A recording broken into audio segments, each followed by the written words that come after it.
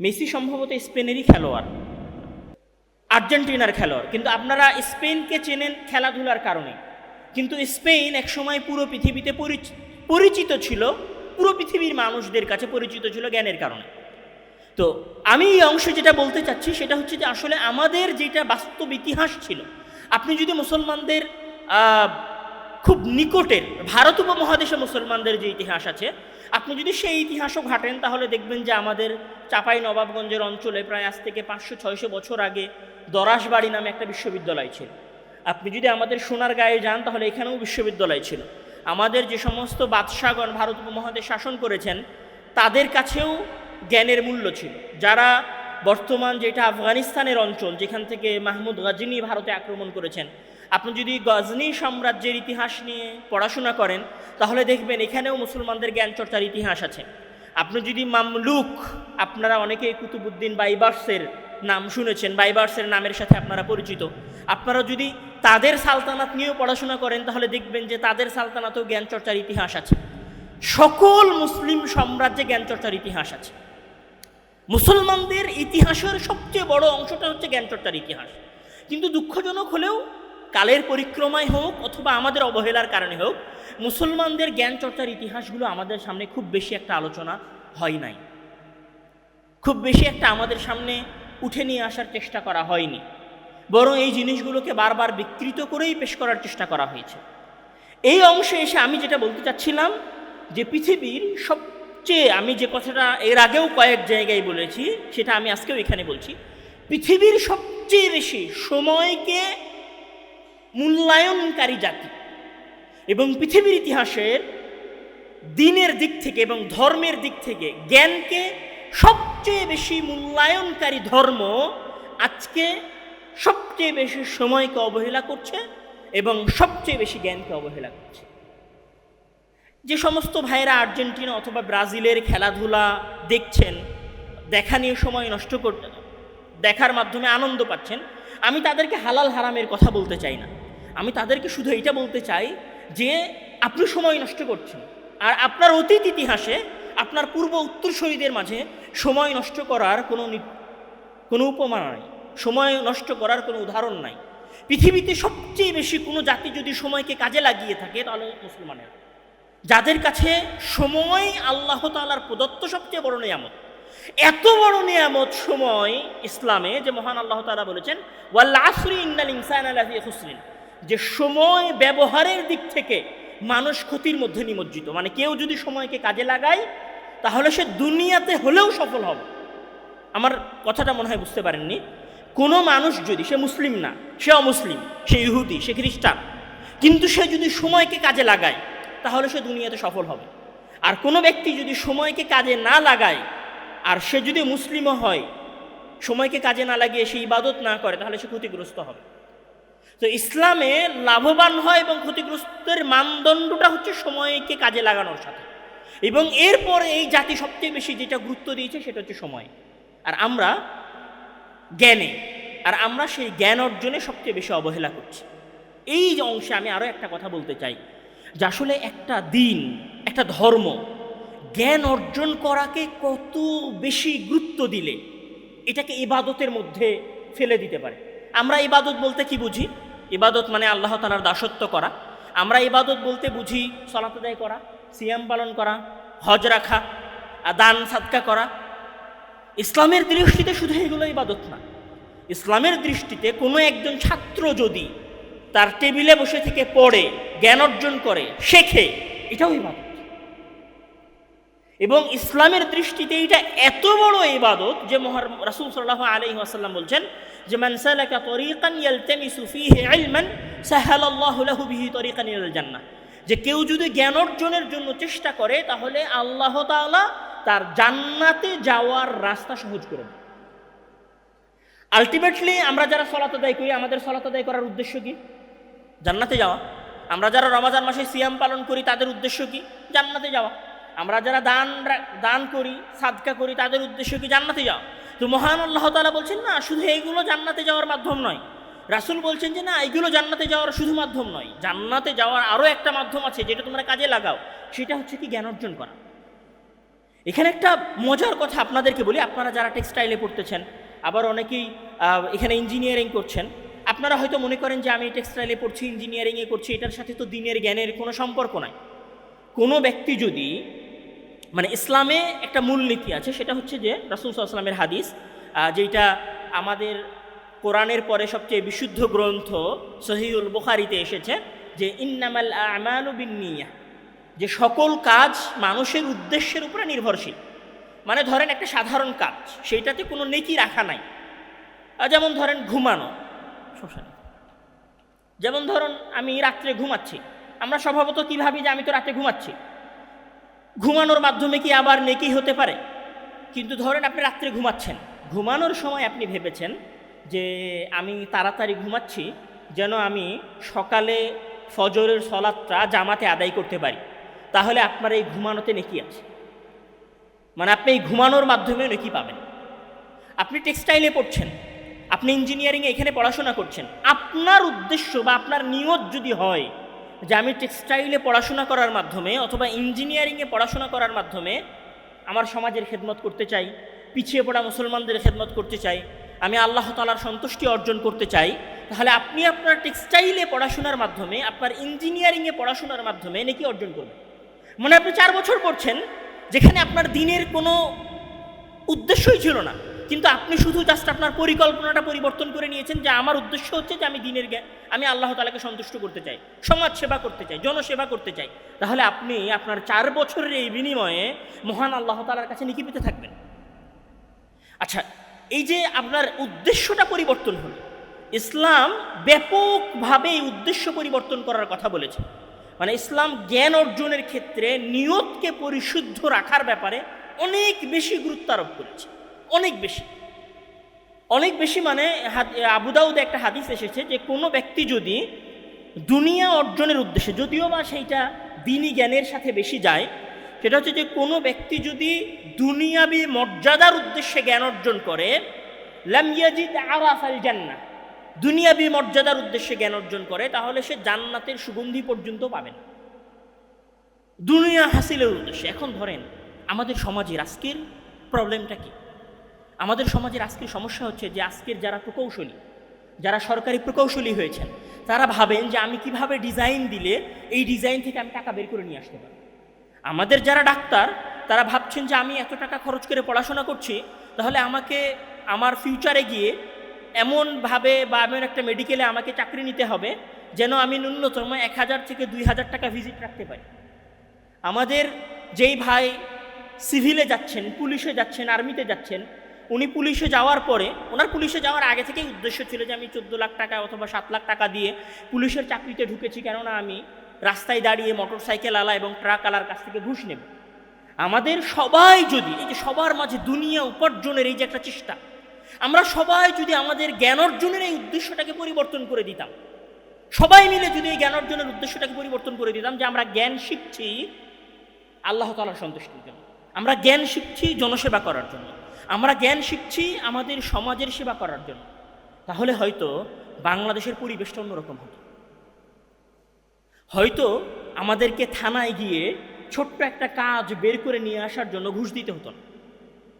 হয়তো একটা মেডিকেলে গিয়ে আমাদের দরিদ্র মানুষদেরকে 1000 টাকা ভিজিটের ভয়ে সরকারি হাসপাতালে দীর্ঘ সময় লাইন দিয়ে দাঁড়াতে হতো না।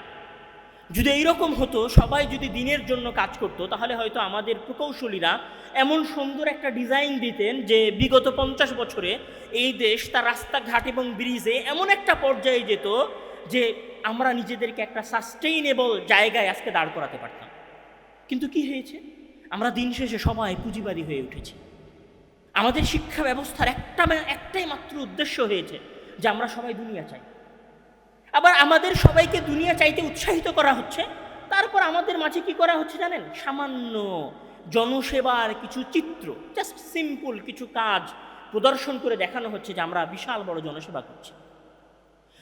এখানে আপনাদের মনে হতে পারে যে আসলে আমি এই কথাগুলো আপনাদের সামনে কেন বলছি, মানে এই কথাগুলো তো ইসলামিক কথা, এই কথাগুলো কওমি ঘরানার ছাত্রদের সামনে বলার কথা, নিয়ত পরিশুদ্ধ করবে, ইবাদত করবে। কারা ইবাদত করবে? হুজুরেরা ইবাদত করবে। কারা নিয়ত ঠিক রাখবে?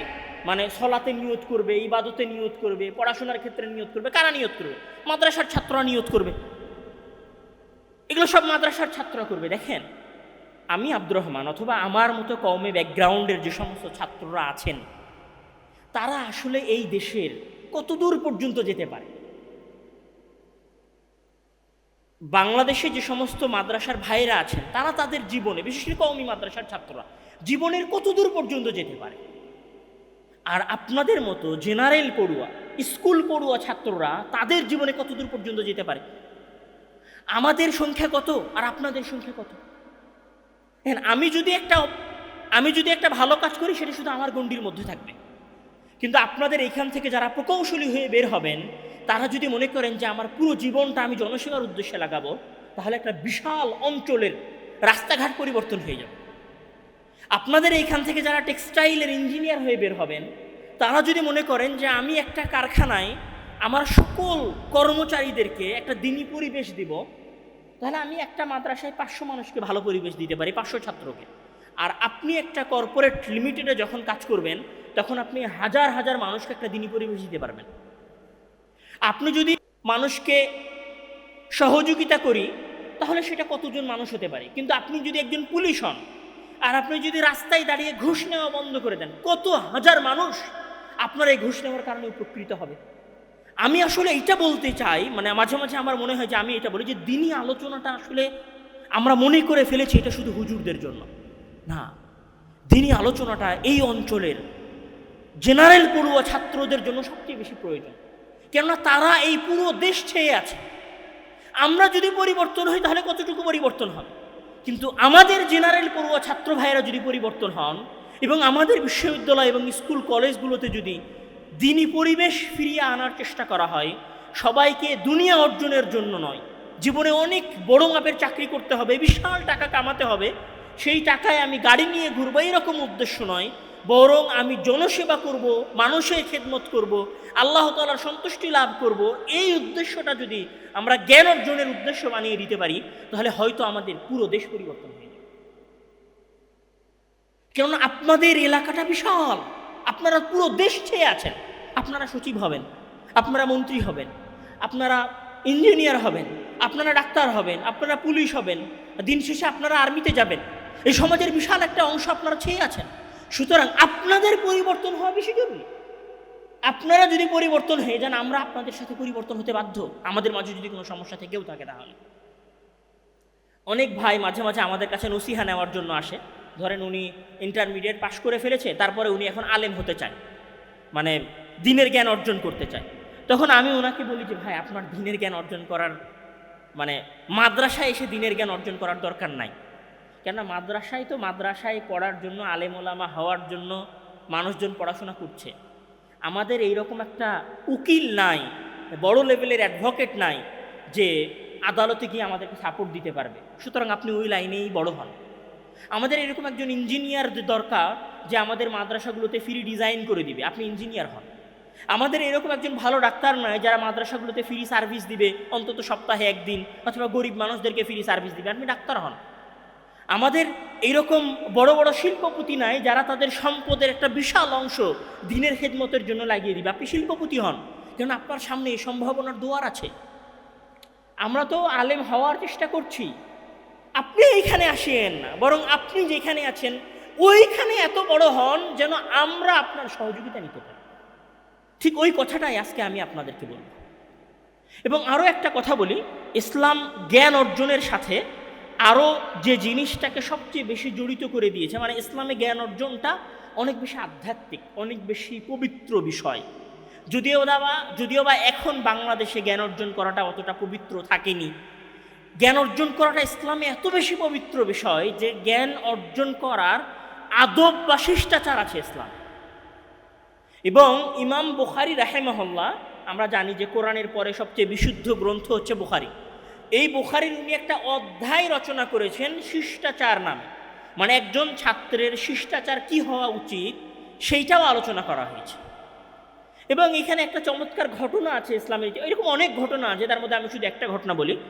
ইসলামের ইতিহাসে ইসলামে যে 4টা মাযহাব আছেন, হানাফি মাযহাব, হাম্বলি মাযহাব এবং মালিকি মাযহাব এবং শাফিঈ মাযহাব, মালিকি মাযহাবের যিনি ইমাম মনে করা হয়, ইমাম মালিক রাহিমাহুল্লাহ, উনাকে উনার মা যখন জ্ঞান অর্জন করার জন্য পাঠাচ্ছেন, মদিনায় উনার বাসা, বর্তমান মদিনা, তো উনার মা যখন ওনাকে জ্ঞান অর্জন করার জন্য পাঠাচ্ছেন, তখন উনাকে পাঠাচ্ছেন তৎকালীন সময়ের মদিনার সবচেয়ে বড় আলেম রাবিআ রাহিমাহুল্লাহর কাছে। উনি মদিনার ওই সময়ের সবচেয়ে বড় আলেম।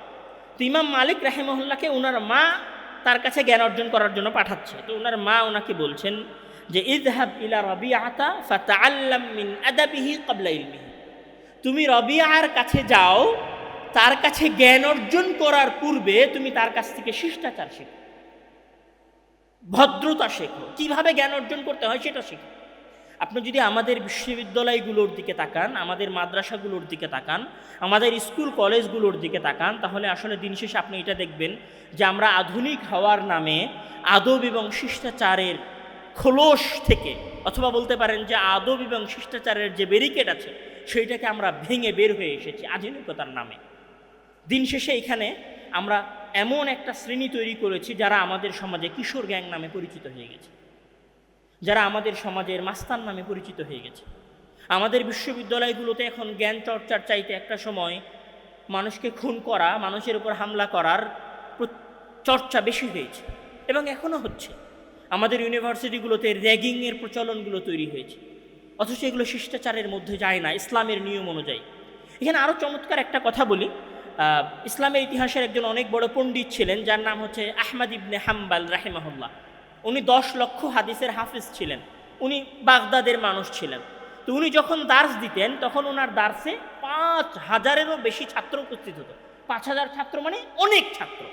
এখন ওই যুগে তো আর মাইক ছিল না, তাহলে 5000 ছাত্র তো আর ওনার কথা শুনতে পেত না।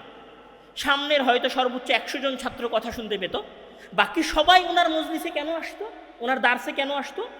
এইটা দেখার জন্য যে ইমাম আহমদ ইবনে হাম্বাল কিভাবে চলাফেরা করে, মানে তার কাছে শিষ্টাচার, ভদ্রতা শেখার জন্য আসতো। ইসলামে জ্ঞানের একটা বিশাল অংশ জুড়ে আছে ভদ্রতা। ইসলামে আপনি ভদ্রতাকে, শিষ্টাচারকে কোনো সময় জ্ঞান থেকে বের করে দিতে পারবেন না। আজকে যদি আমাদের ছাত্ররা ছোটবেলা থেকে ভদ্র হওয়া শুরু করে, শিষ্টাচার সম্পূর্ণ হওয়া শুরু করে, ফিউচারে গিয়ে আমাদের সমাজের যে প্রবলেমগুলো তৈরি হচ্ছে সেগুলো হয়তো তৈরি হতো না। ইসলামে জ্ঞানের আরও একটা গুরুত্বপূর্ণ বিষয় আছে, যেটা বলে আমি আমার আলোচনা শেষের দিকে নিয়ে চলে যাব। সেটা হচ্ছে যে ইসলাম মনে করে যে জ্ঞান অর্জন এবং অপরাধ, আমি পাপ বলতে চাচ্ছি না, আমার মনে হচ্ছে যে পাপের চাইতে ব্যাপক শব্দ হচ্ছে অপরাধ, এই জন্য আমি অপরাধ বলছি। ইসলাম মনে করে যে জ্ঞান এবং অপরাধ দুইটা একসাথে চলতে পারে না। মহান আল্লাহ তাআলা বলছেন পবিত্র কোরআনের মধ্যে যে ওয়াত্তাকুল্লাহ ওয়া ইউআল্লিমুকুমুল্লাহ, তোমরা আল্লাহ তাআলাকে ভয় করো, তাহলে তিনি তোমাদেরকে জ্ঞান শিক্ষা দিবেন। অবশ্যই সেই জ্ঞানটা দিনের জ্ঞান এবং সেই জ্ঞানটা দুনিয়াবি জ্ঞান। আচ্ছা, দিনের জ্ঞান এবং দুনিয়াবি জ্ঞানের কথাই যেহেতু এসেছে, এই জন্য এখানে একটু বলি। আমাদের সমাজে দীর্ঘদিন মাদ্রাসা এবং স্কুল দুইটা আলাদা আলাদা শিক্ষা ব্যবস্থা তৈরি হওয়ার কারণে আমরা সবাই মনে করে ফেলেছি যে দুনিয়াবি জ্ঞান দিনের জ্ঞান থেকে সম্পূর্ণ আলাদা। কিন্তু যদি আপনি ইসলামের ইতিহাস ঘাটেন তাহলে আপনি দেখবেন যে ইসলামের ইতিহাসে জ্ঞানের যে ধারাটা ছিল, সেইখানে জ্ঞানের ধারাটা এরকম ছিল যে প্রথমে একজন ছাত্র কোরআন পড়া শিখত, তারপরে দিনের যেগুলো প্রাইমারি মাসাইল, যে কীভাবে সালাত আদায় করতে হয়, কিভাবে অজু করতে হয়, এই বিষয়ের ফতোয়াটা কি, সাধারণ যে জ্ঞানগুলো ছিলেন দিনের, সেই জ্ঞানগুলো অর্জন করার পরে তারা সামনের বড় জ্ঞানগুলো অর্জন করত। মানে যেমন আমরা এখন ইন্টারমিডিয়েট পাস করছি, ইন্টারমিডিয়েট পাস করার পরে আমরা কেউ যাচ্ছি লতে, কেউ যাচ্ছে ইংলিশে, কেউ যাচ্ছে বাংলায়। ঠিক ওই রকম ওই সময়ে মানে ইসলামের অতীত যুগে মুসলমানেরা প্রাথমিক দিনের জ্ঞানটা অর্জন করত। এরপরে কেউ সোজা দিনের জ্ঞানের দিকে হাঁটতো, আর কেউ দুনিয়াবি জ্ঞানের দিকে হাঁটতো। সৈয়দ আমির আলী, যিনি একজন বিখ্যাত ঐতিহাসিক, উনি বাগদাদের যে বিখ্যাত গবেষণাগারের কথা আমি বললাম, হাউস অব উইজডম, ওই হাউস অব উইজডমের উনি শিক্ষার স্তরকে দুই ভাগে ভাগ করে দেখিয়েছেন। প্রথম স্তরটা হচ্ছে যেখানে মানুষ দিনের জ্ঞান অর্জন করে, আর পরের স্তরটা হচ্ছে হাউস অব উইজডমে গিয়ে যখন মানুষেরা গণিত, চিকিৎসা বিজ্ঞান, জ্যোতির্বিজ্ঞান, ভূগোল ইত্যাদি নিয়ে গবেষণা করে। তাহলে ইসলামের ইতিহাসে আদি যুগ থেকেই দিনের জ্ঞান এবং দুনিয়াবি জ্ঞান দুটাই ইসলামের জ্ঞানের অন্তর্ভুক্ত। ইসলামের জ্ঞানের অন্তর্ভুক্ত বিধায় মহান আল্লাহ তাআলা বলেছেন যে আফালা ইয়ানজুরুনা ইলাল ইবলি কাইফা খুলিকাত ওয়া ইলাস সামাই কাইফা রুফিআত, তারা কি দেখে না কিভাবে আসমানকে উঁচু করা হয়েছে? মানে এটা মানুষের দেখা উচিত। মানে দিনই জ্ঞান এবং দুনিয়া বিজ্ঞান দুটা ইসলামের সাথে কানেক্টেড এবং জড়িত, একটা আরেকটার সাথে আলাদা নয়। তো ইসলাম মনে করে যে এই জ্ঞান অর্জন করাটা কোনো সময় অপরাধের সাথে যুক্ত হতে পারে না। অপরাধ এবং জ্ঞান দুইটা কোনো সময় একসাথে চলতে পারে না। যখন মানুষ অপরাধ এবং জ্ঞান দুইটা একসাথে চর্চা করা শুরু করে, তখন সেই জ্ঞানের উপকার সমাজ পায় না, তখন সেই জ্ঞানের উপকার মুসলিম সমাজ লাভ করে না। এই জন্য আজকে আমাদের সমাজে এত বেশি সমস্যার আমরা সম্মুখীন হই। আমরা সমস্যার সম্মুখীন, দেখেন, যে মানুষটা গরিব, যে মানুষটা অসহায়, যে মানুষটা ভ্যান চালক, যে মানুষটা ট্রাক চালক, যে মানুষটা দিনমজুরি করে খায়, তার কাছ থেকে আমরা কয়টা সমস্যার সম্মুখীন হই? আমরা তো সমস্যার সম্মুখীন হই যারা আমাদের সচিবালয়ে বসে আছে। তারা এই পৃথিবীর এই দেশের সবচেয়ে শিক্ষিত মানুষ। তারা বিসিএস, মানে আমাদের বাংলাদেশের যেটা সবচেয়ে